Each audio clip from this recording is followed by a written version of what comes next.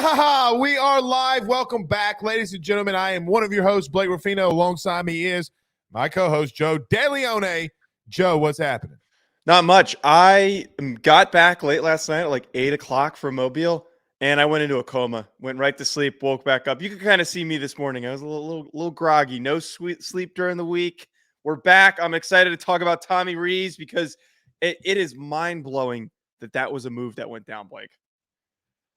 We will get into it. I think some shots will be taken from both sides on one another, from me to you. Oh, yeah.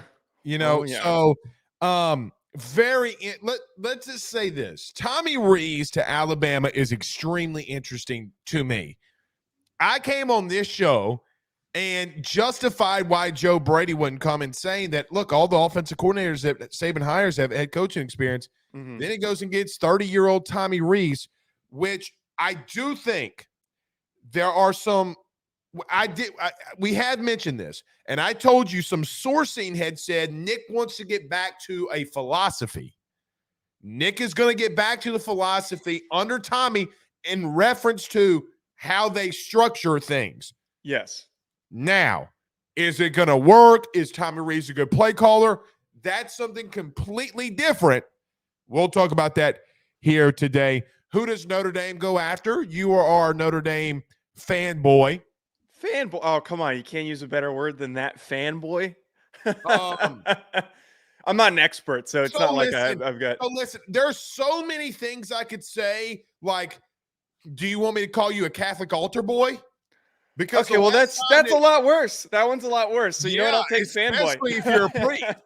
You don't want to be, all right. Yes. In the name of the Father, Son, okay. I'm sorry. Forgive me, Father, if I have sinned. Anyway, I know that me and you will go after this. This is probably the biggest part that me and you will go after. Who should Notre Dame hire? Now, the real truth of what Marcus Freeman's legacy will be at Notre Dame, Joe, is who he makes a hire here. Not Al Golden, not Root. That doesn't matter. Defense doesn't matter. Who does he make the hire on for his offensive coordinator with Sam Hartman? And you were trying to tell me the other day, oh, Mr. Blake, why didn't you put Notre Dame in your top 10? Well, now you know why. Well, look, hey, if they hire the right person, and I don't want to go too far down this rabbit hole, they hire the right person, I think you got to put them in their top 10. I still believe, and I don't want to waste too much of our debate here on the opening monologue. I still believe that you should have put Notre Dame in ahead of Washington. I think Washington's a good team. They're a Pac-12 team. I think Notre Dame's got a couple more nice pieces, especially with Sam Hartman. Here's the difference. Washington can beat Stanford. Can Notre Dame? You're because they lost to them last year? Yeah. That was last season. We're moving on to next season. We're moving on to 2023. They are absolutely can beat. They can beat Washington. I think that they have the capability to beat Washington, which is why I would have ranked them higher. I'm a Michael Penix homer. Stop making me. I know you are. I know. Penix. All right, listen. And they kept our offensive coordinator. Well, what's the attraction? Is it just because he's lefty? Like, is that what it is, or is it? Is there? No, I don't. I think him being lefty. You're too young to remember this, but the LSU faithful, the SEC faithful remember this. When Tyrann Mathieu graced the world with his presence in 2011. Yeah.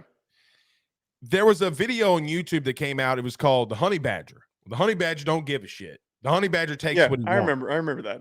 Okay. That's Michael Penix Jr. when he's throwing the football. He don't give a shit. He is going to let it rip.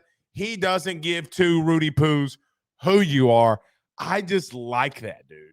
I just like a guy that just gets back in the pocket and says, and his throwing motion, like he's just letting it rip. I just like what he reminds me of? A Pat White that can throw. Pat White that can throw. I mean, I can see it. And I like Michael Penix Jr. as well. Do I think he beats Notre Dame in a one-on-one, a head-to-head matchup here if they played each other next season? That I don't know. And maybe me putting this out into the ether, they play each other in a bowl game, and then we can actually have an answer to the question. Notre Dame has to play LSU in a playoff or bowl game first. No. Are you saying that that might happen? Let me tell you something. Joseph, on my life, if LSU and Notre Dame play in a bowl game, buddy, and LSU wins, oh my God. I'm turning my phone. I'm turning my phone off. You have to do more than that. Oh, what's a country that doesn't have extradition? Like Venezuela? You would have to go to Venezuela because I will find you. It's like I listen, me and my family are having breakfast this morning and Ben's sitting there and he's watching his iPad and it's like this little song comes on. Little finger, where are you? And they pop out, here I am. I'm little finger coming after you. Pause. Okay. I'm just letting you know. All right. Also, what we will talk about today is Texas and Oklahoma. It's going to wait until 2025. Joe, I think me and you're going to actually agree on this. We kind of did in the pregame, our pregame meeting. Yeah, like it is. They're trying to push this so hard. Oh, they're coming. That's what she said. Who cares? Whatever year they come, they come. So we need to stop waiting for them to come. They're going to come eventually. Yeah, stop waiting for them to come. Let them take their own times to come. If they come long enough, and it's in a good stream, then I think fans will be all right. All right. So now, if you can't tell that we both didn't play football, but well, I mean, that's really where I learned the trash talk. Maybe we need to make that a segment one day. Like, how did you learn? That's where I learned it, was the locker room. All right. So let's do this. Let's get everything rolling. Everybody do us a favor. Stop, collaborate, and listen. Joe, I'm serious about this one. I'm going to post it probably every day in the month of February. I'm trying to give away $200. I'm going to post it, share it every single day. I did it this morning. You got to get us to 1,000 subscribers on YouTube, 5,000 subscribers on AYS. We're really close to both of them. Mm-hmm. Just go and subscribe. Don't be a Rudy Poo. Like, I'm literally going to pick one person to give $200 to. So just go subscribe to both, and then we'll get you that $200 in a drawing. All right. Yes, sir. Also, if you're on Facebook, hit the like and share those Facebook groups, share your own social media pages. Subscribe to us right now on YouTube. Hit that notification bell as well. We had a short that went viral, I guess. What's really viral? Is 11,000 views viral? No, not really. I think it's on pace for viral. I think on YouTube, it means it could pop off even more. The only problem is the topic is now outdated. Over. Yeah, it's outdated. Yeah. So I don't know how many people are going to even click into it. Well, we'll have a viral clip from this show, though. I'm willing to bet you that much. I will. Oh, we will. Multiple. I will tell you, I wasn't wrong in that clip. So you're absolutely right. Anyway, all right. So if you're there, rate, review, subscribe, all that good stuff as well. Shout out to our good friends over at TuneIn app, XM Radio, wherever you listen to podcasts. Rate, review, subscribe as well. Had somebody send us the other day that they were listening to us on Spotify. So love and Spotify's doing some things. Big things, Joe. Maybe we can get our video on there one day. Who knows? It's actually not hard to get on. Technically speaking, we can't, but we'll talk about that after. All right, because you have to use their uploading platform. I would do it just to say I'm on video. What's on Spotify? Call me Joe Rogan. Like, that's exactly what I'll do it for. All right, let's get to our good friends over at BetOnline. BetOnline.ag, guys. We return in 50 seconds. We got a lot to talk about. I feel like Joe's going to get a little emotional about his boo, Tommy Rees. We'll see. BetOnline is the fastest and easiest way for you to wager on all of your favorite sports, contests, events with the first-to-market odds and lines. Find reviews for all the news for each league, including Major League Baseball, NFL, NBA, NHL, combat sports, college sports, esports, and even golf. BetOnline continues to be the top online resource for all of your sports information for live in-game betting, props, and futures. Head on over to BetOnline today and use your mobile device to join and make your first sports bet. Use our promo code BELIEVE50, that's BELIEVE50, BLEAV 50, to receive your 50% off welcome bonus on your first deposit. That's betonline.ag, betonline.ag. All right, we are back. We're back. Unlike Texas, we are back. All right, Joe. So yesterday, and it's kind of been teased around, and I kind of went off on my show like about this whole Tommy Rees to Alabama thing. I will give my thoughts here again, but look, you're a Notre Dame fan. Of anybody probably in this chat right now, you've watched Tommy Rees more than anybody because you watch Notre Dame, you're a Notre Dame fan. What are your thoughts about Tommy Rees going to the University of Alabama? And to your point, Blake, I have watched a lot of Tommy Rees. Growing up, he was the quarterback that he was one of the most memorable guys, not for a good reason, memorable guys that I watched be the starting quarterback at the University of Notre Dame.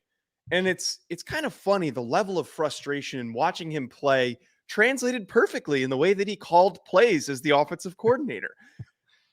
I said this to you before we went live. It has the same energy as what happened with Brian Kelly when he left, where a lot of us were relieved because I don't want to go down the Brian Kelly rabbit hole because I know that we will waste a lot of time. But we're relieved, and I'm relieved, I think, for the most part, that he is leaving to go to another destination, that we don't need to suffer through him being the offensive coordinator any further, and that somebody else willingly hired him up. There were talks during most of the season of him getting potentially fired, him jumping, maybe going to the NFL as an offensive, or not an offensive coordinator, but a quarterback coach. Him leaving opens up the door for Marcus Freeman to hire somebody that he wants. It felt like Marcus Freeman kept Tommy Rees purely for the sake of continuity with recruiting. He didn't want to disrupt the last recruiting cycle and the upcoming recruiting cycle, and he wanted to do what kept the class together because that was why they kept Marcus Freeman as the head coach. He is now gone, and I will say this, Alabama fans, have fun watching him call the most predictable and frustrating offense that you have ever watched. And I know that you were talking about how Nick Saban wants to get back to the roots of what has been successful for Alabama in the past, which is a pro-style, run-oriented offense. And what I saw this year, I'll give Tommy Rees credit. At the end of the season, he did absolutely lean on his running game effectively with 3 great running backs that he had at his disposal. But the games where they were completely shut down, the offensive approach was either throw the ball to Michael Mayer quickly or we're going to run the football. And that was what led them to a lot of their bad games, a lot of their early losses this season. And I think going forward, this is going to be better for them in the long term.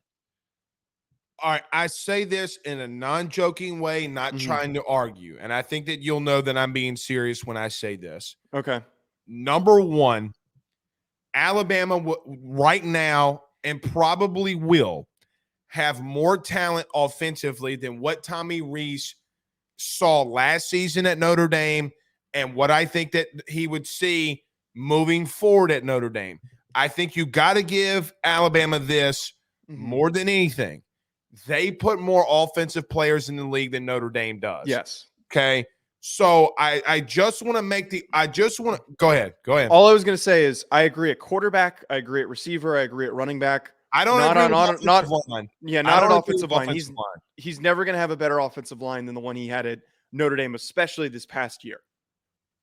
I will just say this, and you're not going to like it. I am going to make us go down this Brian Kelly rabbit hole, whether you like it or not, because it does mean. Again, I'm not trying to joke on this one. Like, I'm being for real. We're going to go down that Brian Kelly rabbit hole. That offensive line's not going to be as good down the road as it is right now. I'm telling you. Listen for to Notre Dame?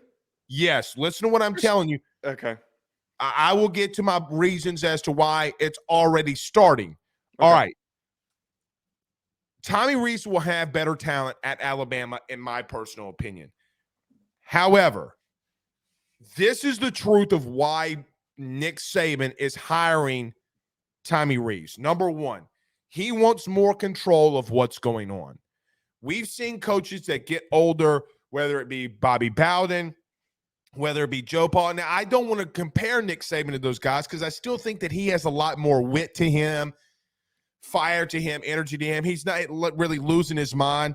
But I feel like he thinks that he can control Tommy Rees more than what maybe he could do a Bill O'Brien. Because if Bill O'Brien's seeing something from the box, I think that Bill O'Brien can articulate because he's been around and been in football longer, so he can tell Saban, Nick, I know that you want to run this and you want to do these plays. We can't do it because of X, Y, and Z. I don't know if Tommy Rees has that enough enough skins on the wall to be able to go up to a Nick Saban and say, no, because look, Lane Kiffin, okay, he would try to control Lane, and that was the reason why they had so much riffraff between one another. The only one that he let go, like really go, was Sark, and they had a lot of success.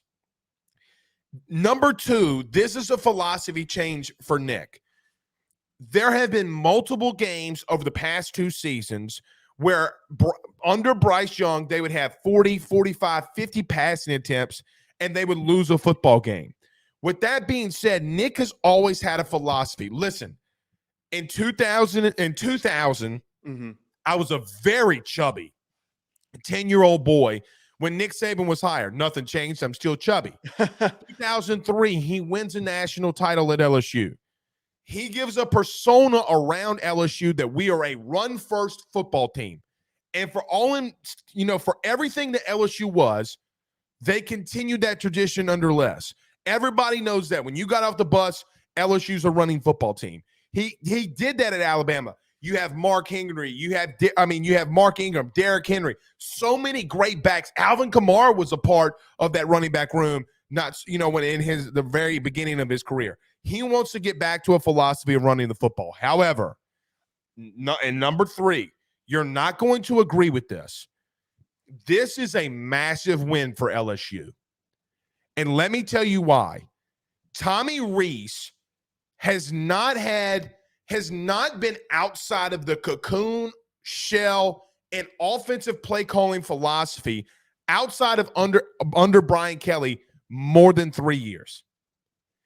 In 2021, Tommy Rees and Notre Dame had the 20th best offense in the country. Brian Kelly exits and goes somewhere else. They're 60th in total offense. Yeah. Now, you can say, well, he had injuries. Notre Dame had injuries. The quarterback got hurt. The Buckner kid was just, in my opinion, you're not going to like me saying this, was worse than Drew Pine. Oh, he was. He's worse. Brian Kelly, being that offensive-minded guy, would have never allowed Notre Dame to go into the season with Buckner being the outright just person. Mm-hmm. That's why Notre Dame went and got Sam Hartman to go into Irishtown to take over. Brian Kelly comes to LSU, goes and gets Jane Daniels. He probably would have tried to do the same thing at Notre Dame as he did at LSU. Tommy Rees has gotten worse without Brian Kelly. I think that playbook – now, listen, last night I went and watched a lot. Joe, I'm talking about a lot of Notre Dame highlights. You know what offense it really reminds me of? What? A great value LSU from a year ago. It really does. Zone reads, some quick screen, RPO action. It was all the same. Quick tight ends, quick tight end. Let's look. You're not going to call it a rub route. They're running rub routes to the tight end. LSU's doing it. Notre Dame did it with Mayer. Buddy, it's the same thing.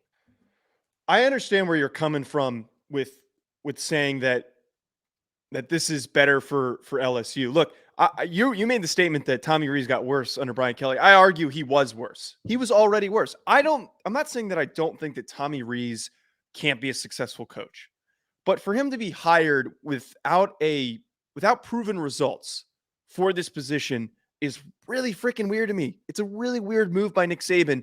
And I do agree with you that it feels as though he is making this decision purely for the sake of wanting to have more control. And I would argue taking more control does not always mean more success. And I do believe that this ultimately could, I'm not going to say it's going to lead to a downfall because it's Alabama. They're not going to completely fall off of a cliff, but this is not going to be a positive result. They're not going to suddenly be better than what they were with Bill O'Brien. I would argue it might put them in a position to struggle more.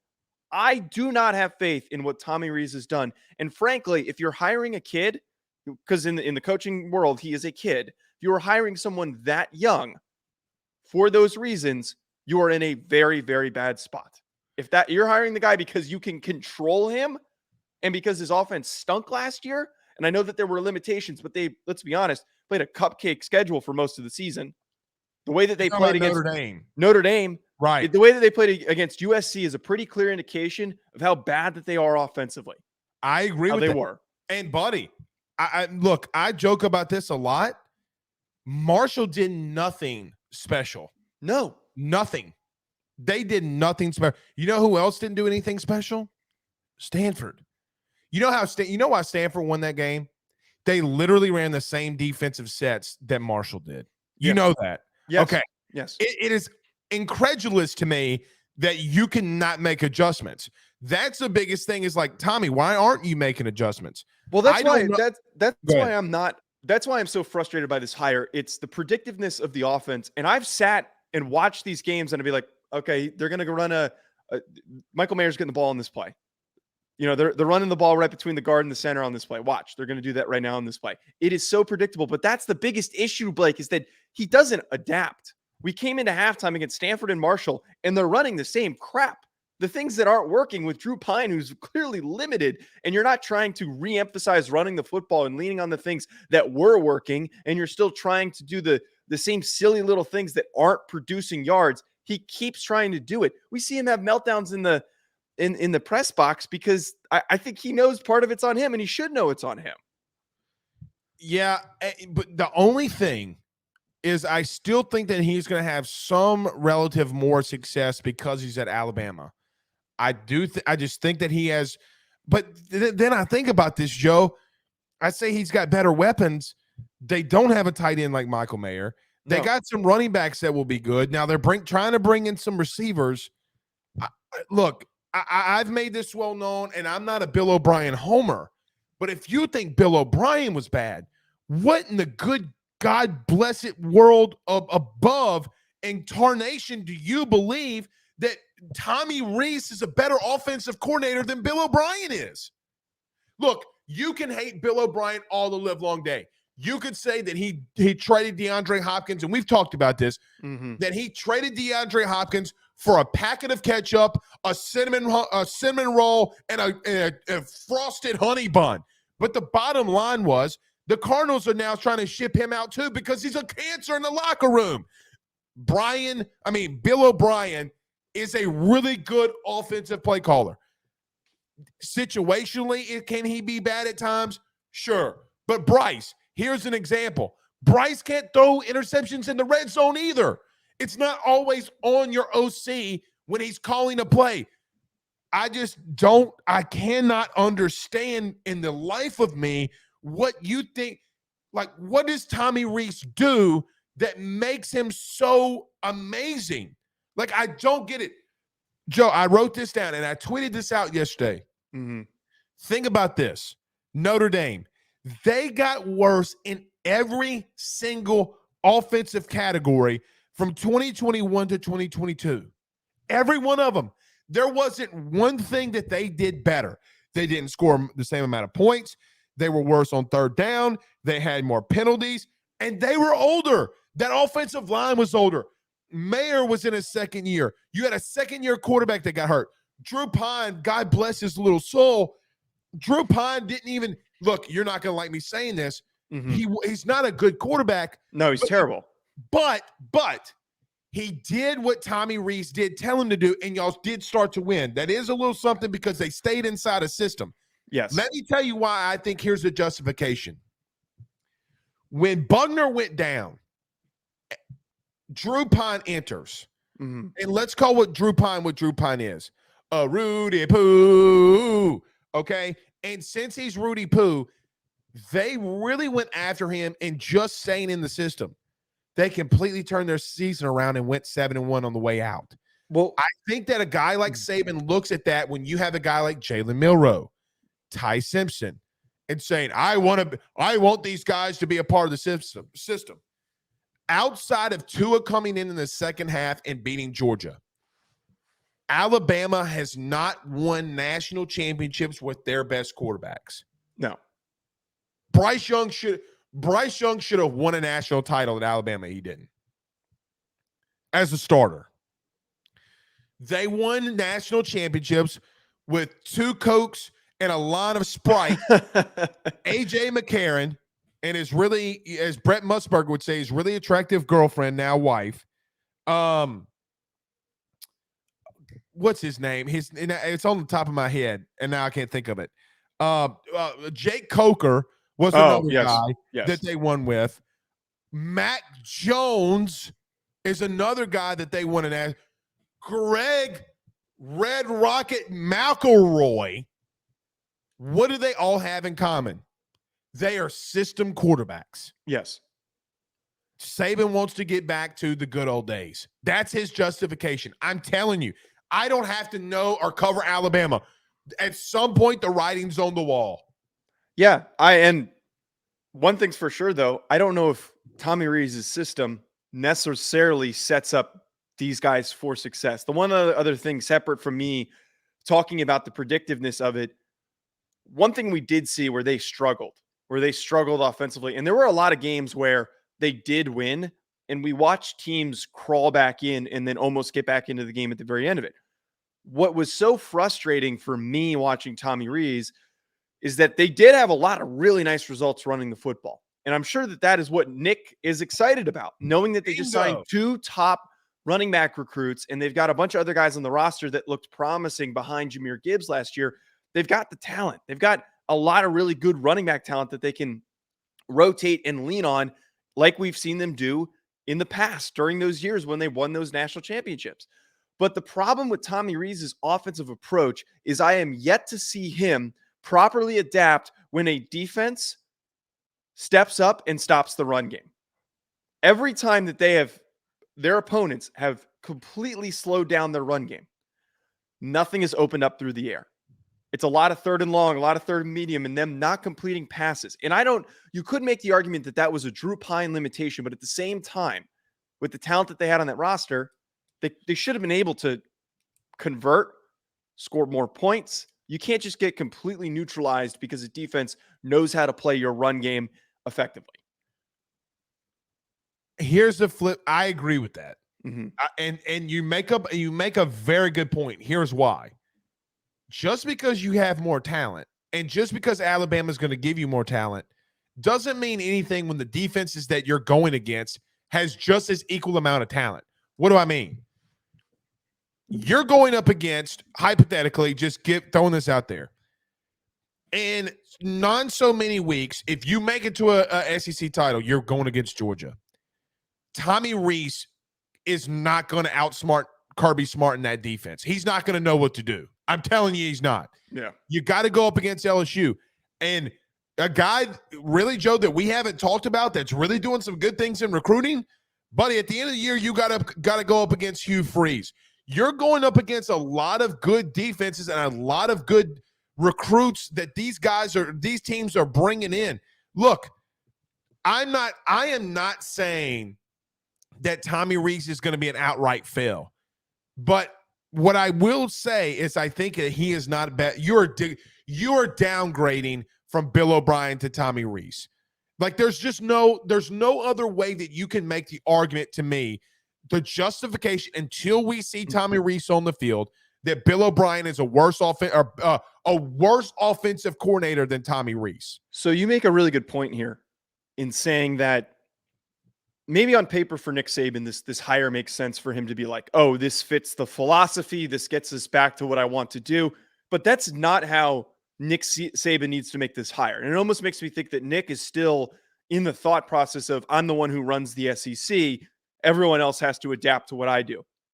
But the reality of it is this decision should have been made off of, okay, who's going to get me those wins over Kirby? Who's going to get me those wins against Josh Heupel and Hugh Freeze and Brian Kelly? All those teams with great defensive coordinators.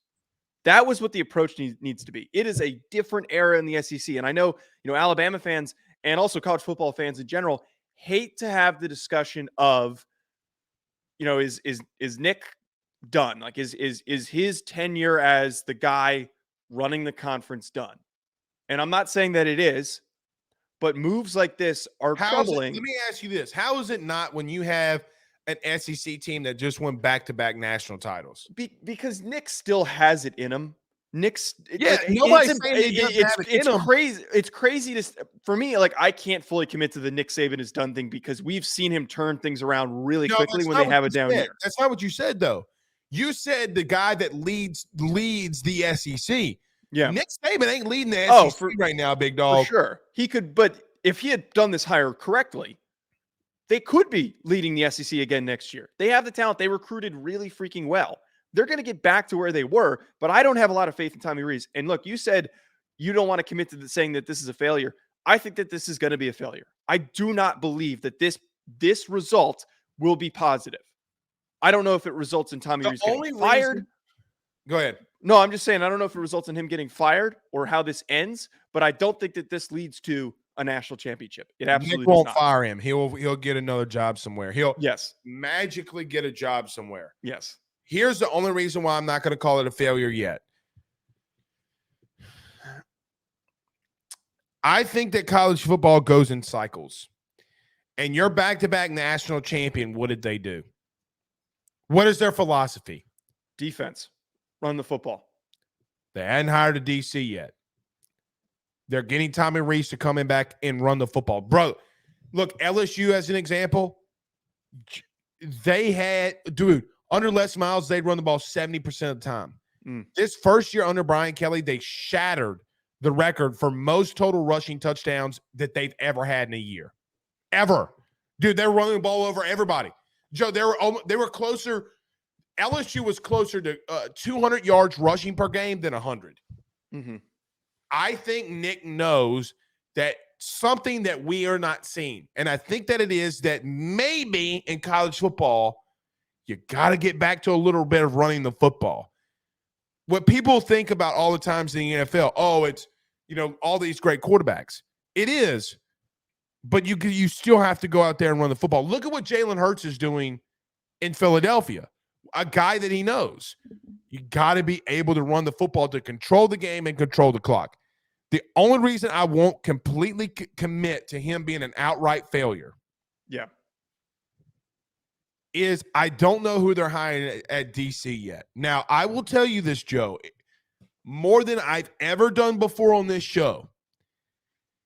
If Alabama hires Jeremy Pruitt and they allow him to hire Jeremy Pruitt as their next defensive coordinator, you will have to sit here for 30 minutes and listen to me absolutely just go ballistic because the NCAA and all this other kind of shit, they can't get away with that. Now, everybody's on Jeremy Pruitt watch. Well, dude, look, I feel like they're going to hire Jeremy Pruitt because part of this Tommy Rees move is I think that Nick knows that he doesn't need to worry about his defense. And Jeremy Pruitt hiring him means that they won't have to worry. He can give full autonomy to him and just let him roll. Maybe. Brock, thank you for the kind words. He says, these both guys are idiots. They don't know Alabama football. Nick Saban is going to mold these young guys, and they'll be just fine. Well, Brock, if you're still with us, let me just say this. And you're saying we're overreacting. Overreacting to what? We're in the business of reacting. I hate that people would say that. I do hate that too. But overreacting to what? You hired an offensive coordinator that literally had the 60th best offense in the country. He stunk. This isn't an up and comer. Every step of the way, again, as a Notre Dame fan, every step of the way, there hasn't been oh man, we're going to lose Tommy next year. Tommy's been putting really good results together. He's somebody who might be in the NFL in a few years. That's not what the sentiment has ever been. It's can Tommy figure this out? Can Tommy get the job done? Is he going to be here at the end of the season because he's been fired or moved on to another spot and asked to move to a smaller role at a different program? He is not some young up and comer. That is not what he is. This is a weird hire, and I can't fully wrap my head around it. I know we illustrated a lot of reasons, but it does not make sense. It doesn't. But if they hire Pruitt, I'm telling you, I'm going ballistic. Mm-hmm. And look, we're on Pruitt watch. So is McDonald's. But regardless, I do agree. I think that you make a really good point.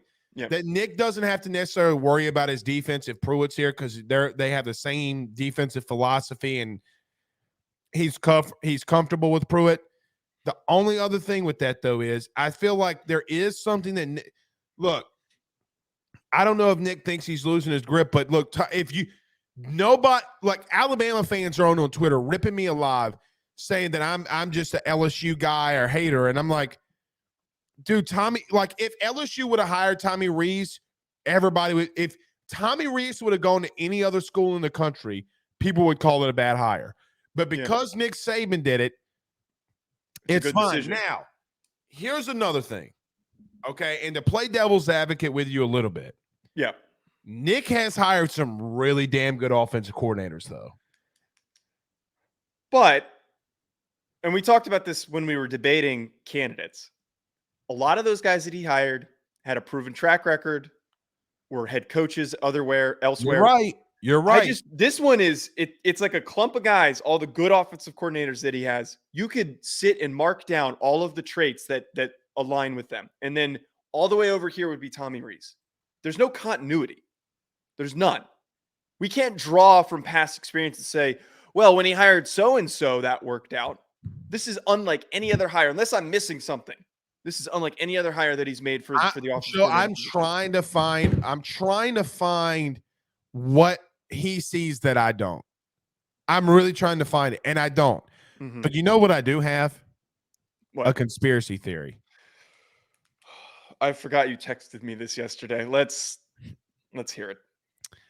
Here's my conspiracy theory. You ready? Mm-hmm. Okay. A couple weeks ago, Tommy Rees calls Nick Saban.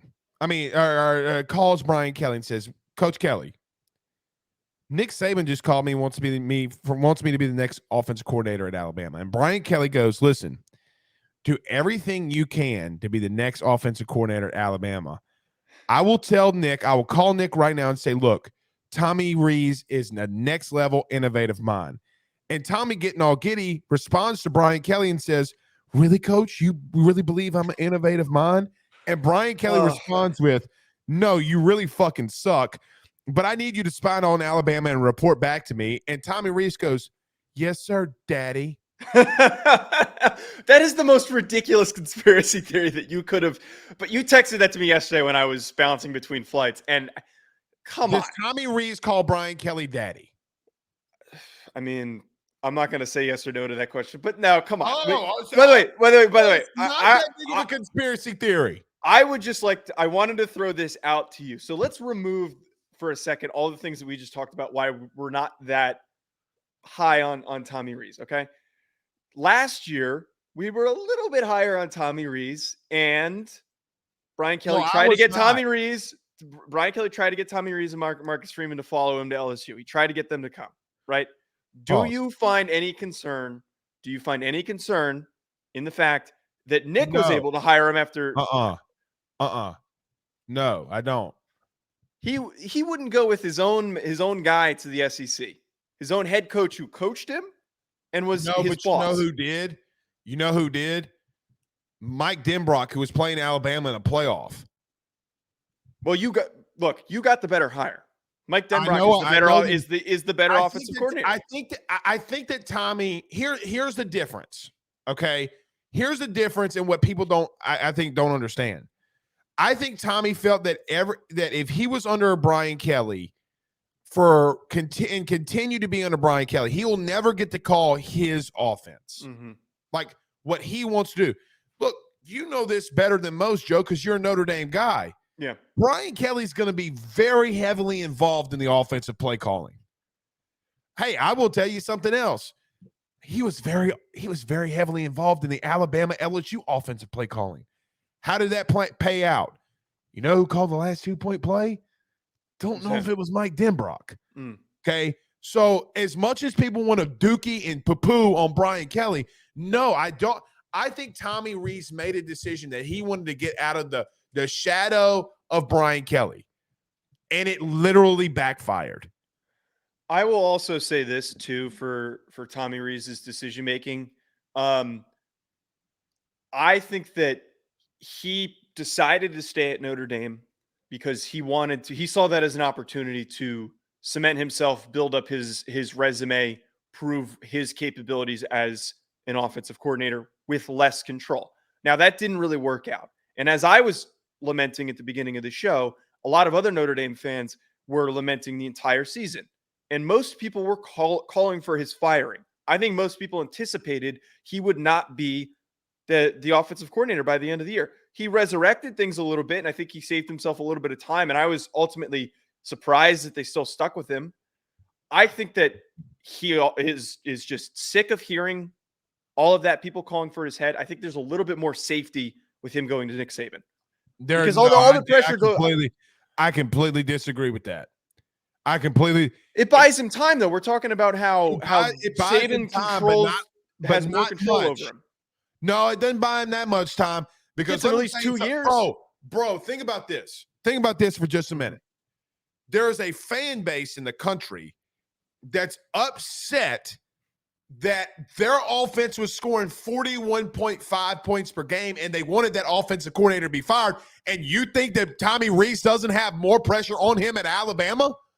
Dog, I love you, but listen to me. I've lived in the South my entire life. I've seen toothless people from Louisiana, Mississippi, Alabama, Texas, Florida, and all of them are the same. Everybody says, oh, no, you have inbred people. No, you have inbred people. No, you have the most, or your state has some people with the most one tooth that we've all seen.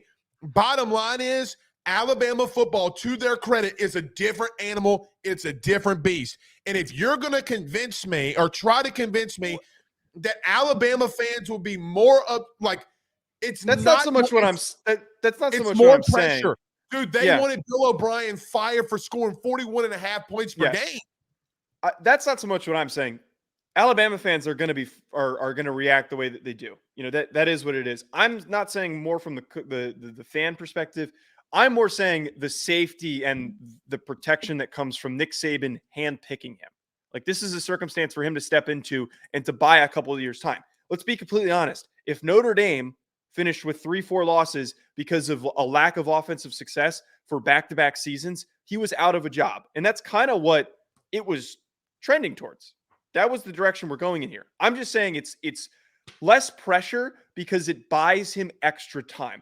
If things don't go well right off the bat, they're going to be calling for him. But I will say this, though, and I think we can agree, he has more talent to work with, which means that, again, he's got less pressure on him because he's going to have an easier time scheming yards for those guys than the guys that he was working with at Notre Dame. If that makes sense. It does make sense. Brock says Bill O'Brien was ass. Oh, we know where he stands. Okay, let me just say this. Did you see the way he spelled ridiculous, by the way? That's a new one. He spelled it with an E. That's a new one, man. We're ridiculous. What is a ridiculous? Oh my God. Yeah, so this is my thing. If you're gonna call us out, you gotta spell right. Honestly. Again, though, Joe, we went viral on this part, whatever. 4th in scoring, 11th in total offense, 500 yards per game, 24th in the country in first downs. Here's the thing that Tommy Rees is going to have to come in and help fix. Yeah. Now, if Tommy Rees can do this, and we'll get to this Notre Dame OC in just a second, 126th in penalties. I don't know how Notre Dame did in penalties last year. God damn it! I wish I pulled that. They were 7th. 7th. There is a part of me of the only thing that Notre Dame got better in offensively was penalties. However, there's a fine line with that. Right. There's a really fine line with that. All right. I will concede before we transition. I do think that there is a path for success. I do think that there is a way for this to work out. I agree with that. And it's all going to come down to if Tommy can learn from his mistakes. Because look, the run game is going to be 10 times better than it's been in over the previous regimes. I can promise you that. What he was working with, and I know that they had a better offensive line, for what he was working with limitations at quarterback, they ran the ball really, really well. Audric Estime, Logan Diggs, Chris Tyree are all pretty good running backs. Most of them are 4-star kids. They ran the ball really, really hard. And I think that there's a lot more talent at running back in Alabama. If he can replicate that, the scheme, the way that they were doing things, I think that they're going to almost not double, but have, a significant jump in the amount of yards that he was able to produce last year when he was I at don't Notre know Dame. if I agree with that, Joe. They were running the ball for 150 yards per game. It's not like Alabama's offensive. But that was being. Oh, you're talking about Alabama was running for 150 yards per game. Yeah. But I yeah. think that there's going to be so much more of an emphasis on running the football. Like, I think that that's what Now, sets I them agree up. with that. I agree with that. But let's not sit here and act like Alabama wasn't running up and down the field on people, because they were. Yeah, they absolutely were. And I think that they're going to be pushing the ball, they're going to be pushing more in the direction of maybe getting closer to 200 yards per game. But what is going to be determinant of their success is, can he help develop whoever that next quarterback is? Bingo. Which is going to be Ty Simpson. Now, it's interesting how they're going to use Jalen Milroe. That's the only thing I'll say. All right, let's transition here, Joe. You want to tell our good friends over about Bet Online right quick as we try to transition here? Yeah, if you're like me and you're bored out of your mind when there's no football on, look, college basketball is fine, but you got to make it a little bit more entertaining. The way that I do that, I head on over to betonline.ag, which has all of the latest odds, news, anything. I bet on a Southern basketball game the other day, which hit, by the way. I bet on them to cover. There's not a lot of sites that have odds for those games. Like the Southern Jaguars? Southern University. Okay. That bet hit. My following 4 bets did not hit, so ignore that. But BetOnline has all those odds, though, for any game that you're looking for, any level. I use it for all of my betting. BetOnline.ag, and use that promo code BELIEVE, BLEAV, to get that 50% welcome bonus on your first deposit. Again, betonline.ag, where the game starts. I always forget to say where the game starts. All right, you're the Notre Dame man. You're the Notre Dame fan. Look, hold on. Yes.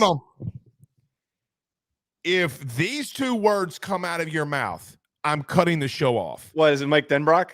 If you say Joe Brady, I swear to Christ, I will throw StreamYard into the river. What if, I don't know if you can throw a software that's not tangible into a river, but you'll find a way to my point. What if I said Mike Denbrock? Would that, I'm putting that out there as the connection to Marcus Freeman. What does Marcus Freeman have? Does Marcus Freeman have any ties to Mike Denbrock? They weren't. I mean, were they not at Cincinnati at the same time? That's the only thing that I'm hanging on to. I don't think that is a likely one. I think it's one to consider. I think it's one that you could just randomly, as the randomness is Tommy Rees going to Alabama, we could be like, wow, Marcus Freeman. Really I don't think Denbrock's going to leave, Brian. Look, I don't. The one thing that I you do hear the Joe Brady, but at the same time, after having conversations with you, it does not sound like he has an intention to return because of his qualms with recruiting. He would okay. Listen, to the LSU people and the AYS fans, they know the connection here. Okay. I'm just going to tell you this.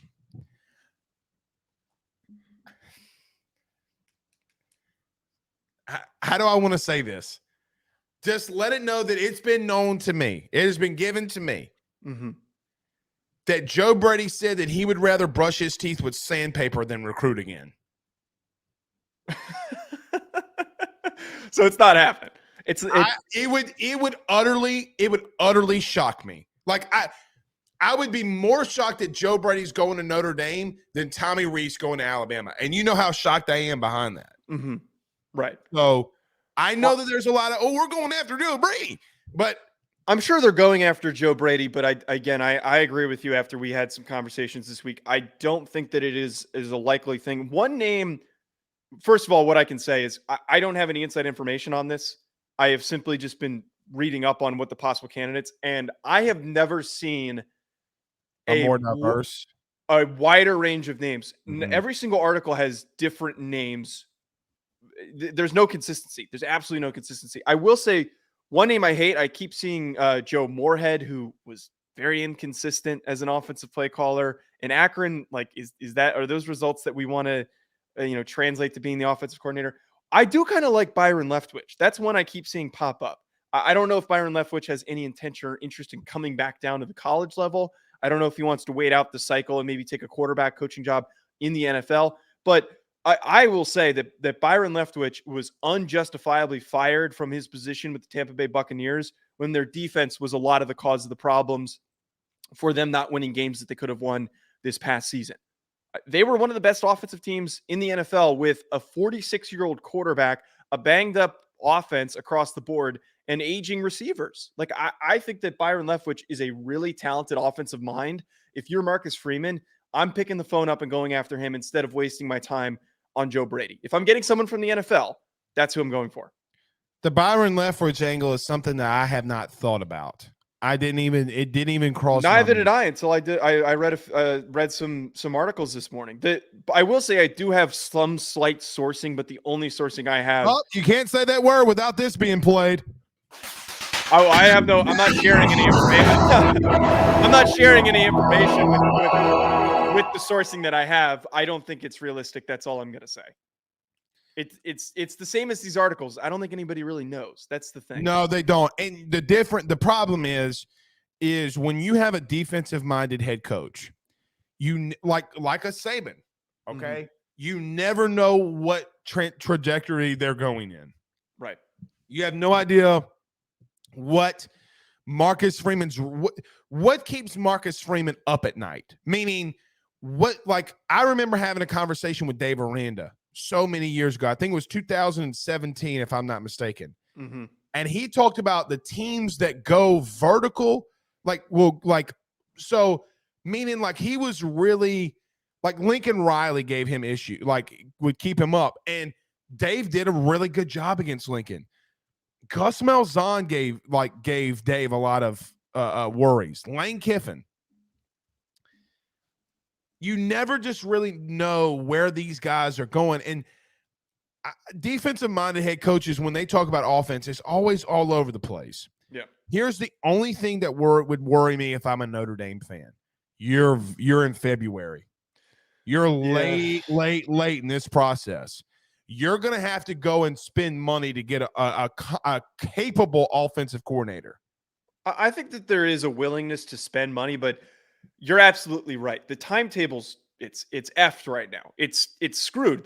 There was, and I said this at the beginning of the season, like 4 games into TCU's success, I was like, Notre Dame needs to go after Garrett Riley. And a current rival of theirs in Clemson just hired Garrett Riley. So that's why that list is so diverse, and why I think so many people do not have a lot of information when in the past they usually do have indications of who could be that guy. There's no information out there because no one knows, because the candidates that are out there are poo. They're crap. There's not a lot of good options. There's not a lot of good options. I think that Byron Leftwich, though, is a really underrated one. I think after seeing all these different names that were brought up, he is one of the most attractive to go after. How funny would it be if Sam Hartman left Wake Forest to go to Notre Dame and Notre Dame hires Wake Forest offensive coordinator Wayne Ruggiero? That would be hilarious. Well, because was he trying to escape him? I mean, I don't know. I don't know. I don't know. I mean, that would just be kind of funny. There's not a lot on the board. No. Okay, there's not a lot of guys on the board. Marcus Freeman, let me tell you how, just for fans, Joe, I don't know how much you know of how this process goes. Marcus Freeman, when he's looking for an OC, he doesn't just start calling buddies. No.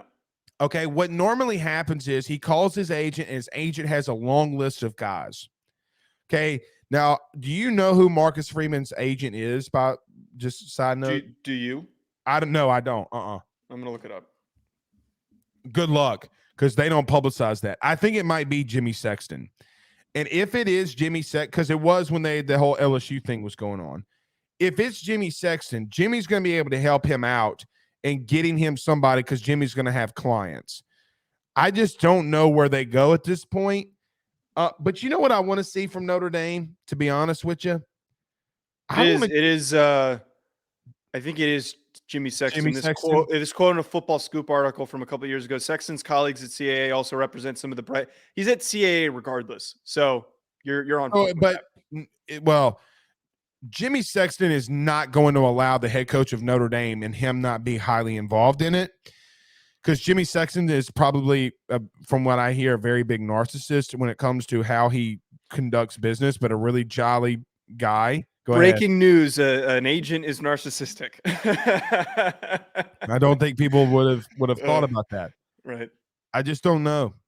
Like, I just don't know where they go. Maybe Mike Denbrock. Maybe. I'm sure that there's going to be a phone call. I would be stunned if that Marcus doesn't at least call him up and say, any interest, or do you have any guys that you would recommend?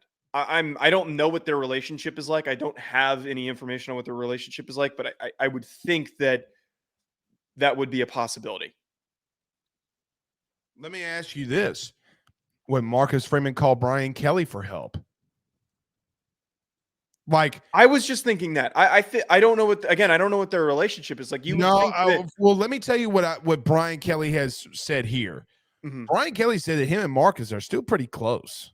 Well, he tried to hire him as his defensive coordinator. Like, I think more than I don't Tommy think there's any Rees. bad blood. And if Right. I think Marcus Freeman needs to be thanking Brian Kelly, because he wouldn't be the head coach right now if he hadn't left. And I'm sure Correct. that he gave a positive review on him to the Notre Dame faithful. I don't think that move would have gone through if there wasn't a positive recommendation. So you have no, like, who do you want them to hire? I want Byron Leftwich. I think that looking at the I just don't think that he'll do that. Do you think Byron Leftwich would actually do that? I'm just talking perfect world. If you can attract a good play caller. Do you think Byron Leftwich offense works in college football? I don't see why it can't. I think that Go ahead. He was calling plays oriented for Tom Brady. I think that he's good enough of an offensive coordinator to make adaptations to, jumping down college level. I think that they just need a little bit of a palate cleanser and a little bit of a scheme transition, because I think we can all agree the way that they've run things under Brian Kelly and Tommy Rees has not been good. You know who I'm calling? You know who I'd call? And you're going to laugh and you're going to hate every single second of it. I'm willing to bet that I am. I'd call Dan Mullen. I don't think Dan Mullen's taking that job, though. I feel like Dan Mullen would have been hired as an OC in the SEC, I feel like, by now. I feel like he is waiting for I don't think he would. A good head coaching gig to open up. I don't think that he would. I think Dan wants out of the SEC. Like, if he's going to coach again. But if he wanted out of the SEC, and I don't know what his... I'm just going to tell you this right now. I know of an SEC team that offered him the OC job and he turned it down. I know that for an outright fact. Now, have there been any? I don't know if there's been any sourcing on if he's been offered a head coaching job outside of the SEC. Yeah, I don't know that. I just think he would be looking for a head coaching job before he's looking for an offensive coordinator job, because it's not like he left in horrible graces. He left in very horrible graces at Florida. Okay. Oh, no. They hate him. Like, they absolutely despise him at Florida. And what's crazy is they hire Billy Napier, who can't recruit worth a lick his damn self. and so it's like a circle. I just think Dan Mullen's a witch. I think he's one of the top 5 offensive play callers in the country, because he's from that. You know what I always thought? I always thought that Urban Meyer was going to stay at Ohio State, and eventually he was going to get fired at Mississippi State or Florida, and then he was going to go back to Urban, and they were going to wreck shop. Now, here's another question. Now, I don't know how all this would transpire, but there are some guys from that central location. Now, Tom Herman's back. He's I forget. I think he's at FAU now. He is at FAU, yeah. So like, it's just, you're so late in the game, and that stinks for Notre Dame. Is there anybody on staff that they would just promote? I don't think so. I really, when Tommy Rees got promoted, you could see for a few years when he was working his way up that was the inevitable outcome. Like, you just got the sense. You can tell when a guy's moving up the coaching staff that the minute something opens up, he's going to get hired. I don't, and I know that Marcus Freeman's only been there for a year. I don't see anyone right now in the current coaching staff that makes like home run sense. I'm sure that there are options, and I'm sure that Marcus is evaluating them, but I haven't been impressed by anybody necessarily that makes a lot of sense or that fits with what they're looking for. Like they've got good position coaches. They've got great position coaches, but can any of them call plays? I have no idea. You don't want to. Everybody in the chat, who do you think Notre Dame should hire? I saw Charlie Ryan Ways Jr. and I don't. I think like on paper it makes sense, but if you're Notre Dame, the Notre Dame fans would not take kindly to that. And I know that he's a good coach. Like he's not a bad coach. I gotta give you a little look. You know that I love you, Joe, but I gotta give you a little tough older brotherly love. Okay. You ready? Notre Dame needs to get out of their own way on this one. Yeah, absolutely. They need to get out of their own way on this one. Are you saying that? Go ahead. Sorry, no. Go ahead. I was going to ask you a question. Go ahead. Look, listen to me. And LSU fans are going to kill me for saying this. Dude, we literally had a football coach who ate grass. Okay?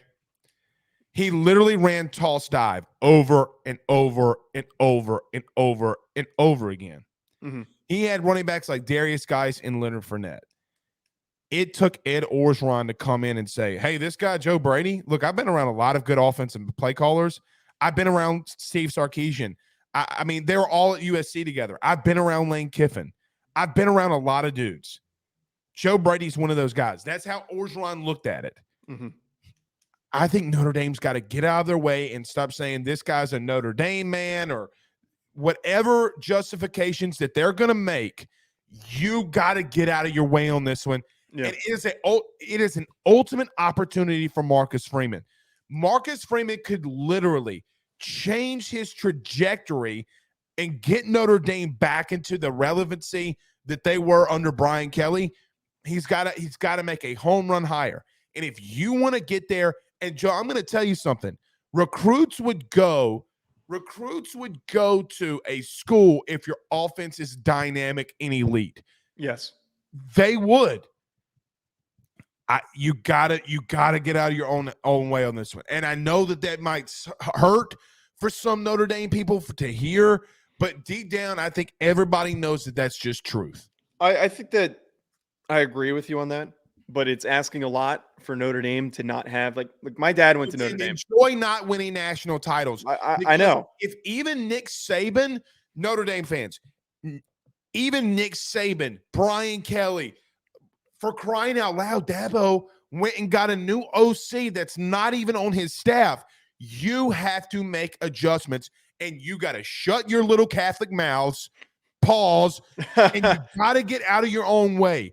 Look, again, LSU fans are going to kill me on this one. Notre Dame is a blue blood institutional program. College football is better when Notre Dame is good, correct? Yes. Absolutely. Get out of your own way and stop, hamstringing what you think that they should do and let the man make the hire. It would be funny. You know what would be funny? I was thinking about this last night. If Tommy Rees goes to Alabama and Marcus Freeman makes a better hire than Alabama did in replacing Tommy Rees. Well, one name that actually got popped up on one of these articles is Jeff Lebby, the Oklahoma guy who who everyone was saying was the lead candidate for Alabama's offensive who was Alabama's offensive coordinator. Did I say anything wrong about Notre Dame? It's Saturday morning. You're a Notre Dame fan, Joe. Did I say anything wrong about Notre Dame? I don't know. This is why I try not to read comments. I laugh too much at the ridiculous spelling. Joe Long. Hey, Joe, your mom says hi. But to your point, I think like if you hire Jeff Lebby, like that's one that considered as like a possibility that I saw brought up, and that was who people were saying Alabama should hire, and instead they go with Tommy Rees. I think that's a one-up. If you hire Lebby, then you're one-upping Alabama. Absolutely. He says I talk crap about Catholics. Oh, he blocked him. Unblocking. Unblocking. I was, dude, I'm Catholic, bro. Anyway. All right. We'll just have to wait and see who Notre Dame hires. All right, we're not going to get to this Matt Rule thing. We've been trying to talk about Matt Rule since, for 5 weeks. He can and wait. We haven't been able to do so. Mm-hmm. Let's end it here, though. This whole Texas and Oklahoma thing is literally driving me insane. Joe, I am so sick and tired of hearing about Texas and Oklahoma coming into the SEC that I literally am going to throw up. Like, wait until 2025 because everybody wants them in the SEC. I know it's going to be more TV money and all this kind of revenue. I get all that. But let me just tell you this. Be careful what you wish for. Be careful what you wish for. Somebody, I forget who tweeted this yesterday, Joe, but somebody said the Big 12 is a group of 5 conference without Texas and Oklahoma. I agree to the money extent. Like, from a money standpoint, I agree. They bring the most eyeballs. They bring in the most money. It's really difficult for you to say that over the last 2 years. Baylor won the Big 12 in 2021. TCU got to a national title, and Kansas State won the Big 12. Yeah. It's really difficult for me to Joe, it's just so difficult for me to think that Oklahoma and Texas is going to come into the SEC and start running stuff as so many Texas fans believe that they're going to do under Sark. I literally want to vomit anytime somebody brings up the Texas Longhorns. They come out with their schedule this week and like, the floor is 10 wins. No, buddy, the floor is you better beat Kansas. No, you're absolutely right. You laugh. I'm not joking. You're absolutely right. I'm not joking. You're 100% right. No, the strange connection to like the belief of success from the past that it has led to this much delusion to this point forward. You didn't even win your bowl game. You didn't even beat Washington. Let's focus on winning our opener. You got on me about Washington earlier. They beat whom? Texas. Oh, who's the quarterback? Quinn Ewers. Oh, Michael Penix you're talking about? Oh. Separate from that, I agree with you on this where I don't understand why they're in such a hurry. I know from monetarily, absolutely. But like if you're trying to build some momentum, stay in the Big 12 as long as you can. You got all these good recruiting classes. You need to carry that momentum into the SEC. Why are you so quick to jump after you lost your bowl game and you finished with 4 or 5 losses and you lost to Washington? Why do you want to step into the ring and get knocked out this quickly? There's only one man that's alive. Only one that can bring Texas back to relevance. Only one. You want to know who it is? Sam Ellinger? Oh. We're back. No. The only person that could bring Texas back to relevance, Chuck Norris, Walker, Texas Ranger. That was not the direction I think you're taking that in. Only person. Mm-hmm. And it broke me inside to hear that Trevette died. But hire Chuck Norris. That's the only person that's going to bring Texas back. I'm just telling you. It is. I do still think that. I'm so tired of this, though, because they come in here and they act as if, oh, the SEC is going to be easy. Georgia has an easy schedule. Joe, let me look. I get labeled the SEC homer for Believe hosts. Mm-hmm. I get it. I get ripped by the other Believe hosts. Blake's an SEC homer. I get ripped alive for my top 10 this week that I posted. Oh, you don't like the East. Bro, you got Georgia, and then you got Texas people out here with their ideology of Southern Baptist football, and Austin's a great, crazy town. Bitch, you can't win the Big 12. Joe, they can't win the Big 12, and you want me to think that they could come into Death Valley and beat somebody up? Do you think you could go to Sanford Stadium and beat Georgia? Here's another thing. We're talking about Alabama and Tommy Rees earlier. You can't go to Neyland and Knoxville, Rocky Top, you'll always be home, sweet home to me. You can't go up there and score that many points and beat them, Joe. I'm so sick and tired of the University of Texas. I just want to fucking throw up.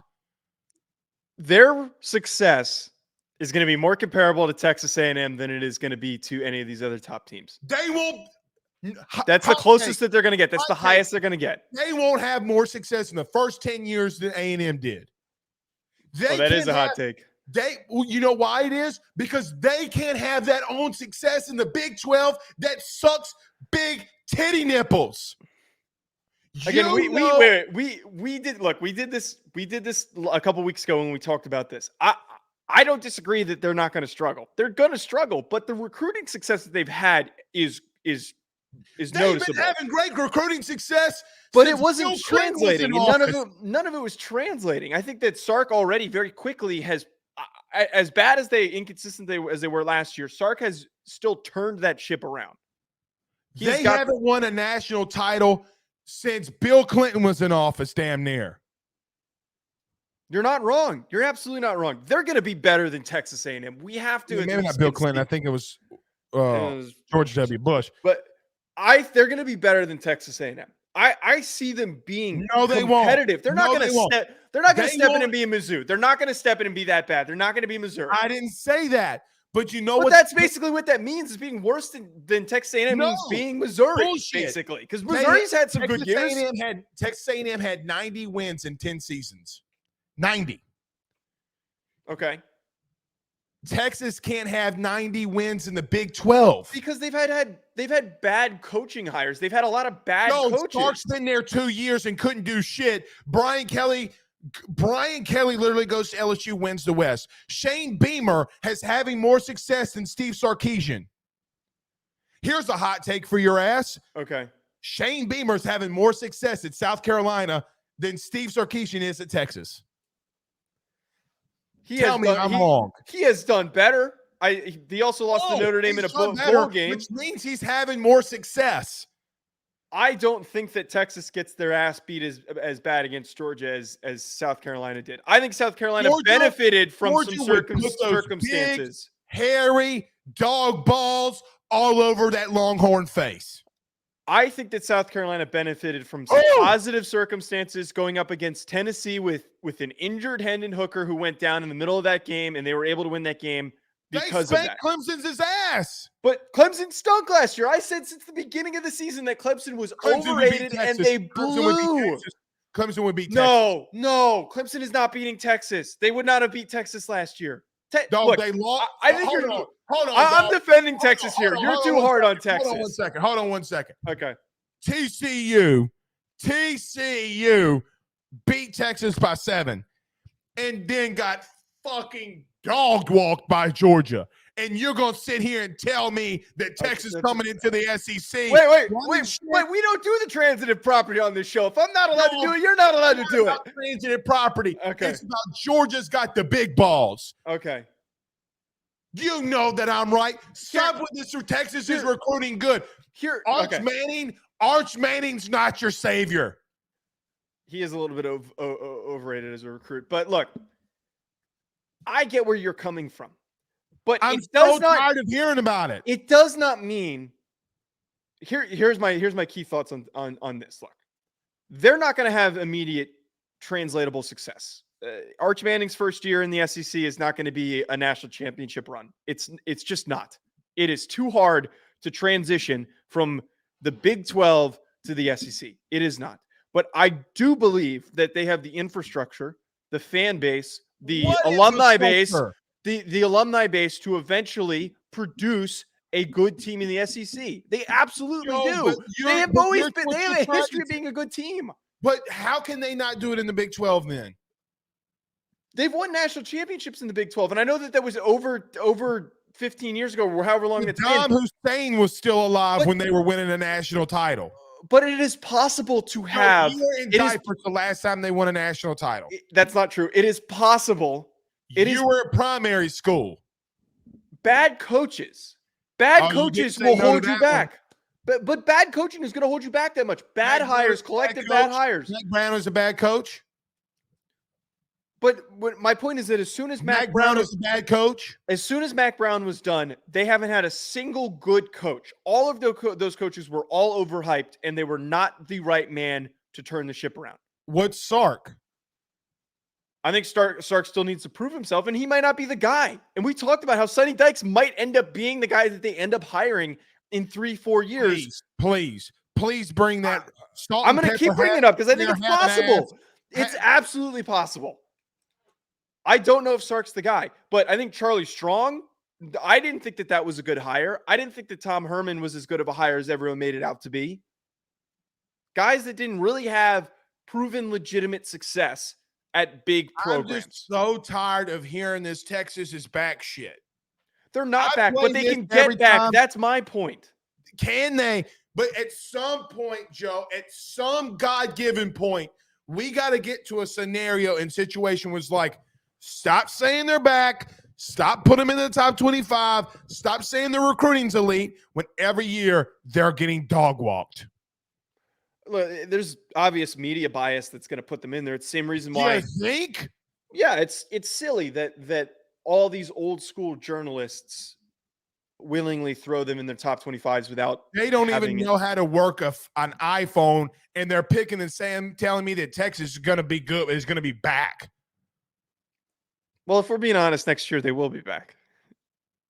If there's a year for them to win the Big 12, it's next year. Oh, Blake, come on. I'm not listening to this. Dude, they're returning the Wyoming kid at receiver that they had. Xavier Worthy's coming back. I don't care what Wyoming kid they have. We got one of the best offensive lines in the country. They had one of the best recruiting classes this last year. If some of those freshmen get on the field, they're going to be really good. Hey, their defense was underrated. You know who else does all that too? Who? The SEC. But they have to win the big. They're not in the SEC yet, so they're going to be in an easier conference. They have an SEC quality roster right now with the way that they recruited over the past couple of seasons. My tummy's starting to hurt. I can't do this anymore. We could yell about it. We could yell about it for hours. So I can't fight over. You know that Texas is ass. I know they're ass, and I get on my coworkers every single day that they're ass. But I don't think that they deserve to be assumed that they're going to be a failure again next year. I think there's a lot of positive signs. Whatever. Yeah, as Adam B says, they're going to be back to being a dumpster. All right. We'll see. We've been in that for an hour and 20 minutes. Good show. Yes, great show. Until it was going fantastic until you started that bullshit. I'm being realistic here. That's all I got to say.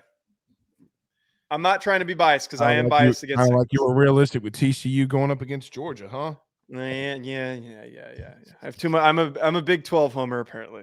But you are. And what's so crazy is you're from Jersey. Oh, I have no affiliation. I don't understand why. What is it because Texas has got things that are bigger? Joe, let me tell you what they don't have. Their women aren't hotter than ours in Louisiana. I'll promise you that. I have no. You got some bangers down here in the bayou, baby. I have absolutely no context to provide for either of those states because I've been to Texas for like 15 minutes. Well, I'll come teach. Let me come teach you. Come to Louisiana. I'll teach you how to eat crawfish. I'm sure it's going to happen soon. I'm sure it'll happen soon. We're out of here.